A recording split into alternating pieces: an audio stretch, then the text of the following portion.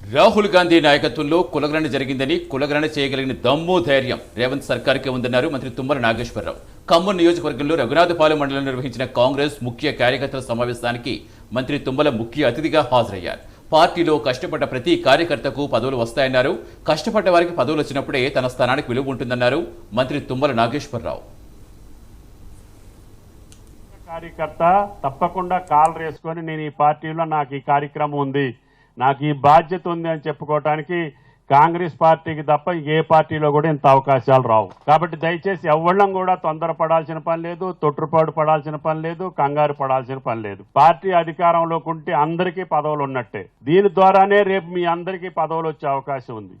రాజ్యాధికారం పరంగా రాజ్యాంగబద్ధంగా మీకు రేపు సర్పంచులు, ఆ గ్రామంలో 10-15 మంది వార్డు మెంబర్లు, సహకార సంఘాలు, డైరెక్టర్లు ఈ రకంగా పదవులు తీసుకొని మళ్ళీ మీరు ఆ స్థానంలో కూర్చుంటే మాకు మీరు ఇచ్చినటువంటి స్థానానికి ఒక గుర్తింపు, ఒక ఆనందం, ఒక గౌరవం.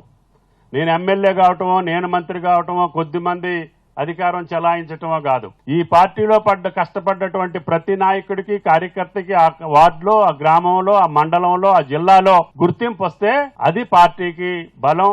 ఆ యొక్క నాయకత్వం చిరకాలం, చాలా కాలం పనిచేసేదానికి అవకాశం ఉంటుంది. ఈ దేశంలో అత్యధిక జనాభా ఉన్నటువంటి బీసీలకి రాజ్యాధికారం ఇవ్వాలనేది రాహుల్ గాంధీ గారి యొక్క ఆలోచన.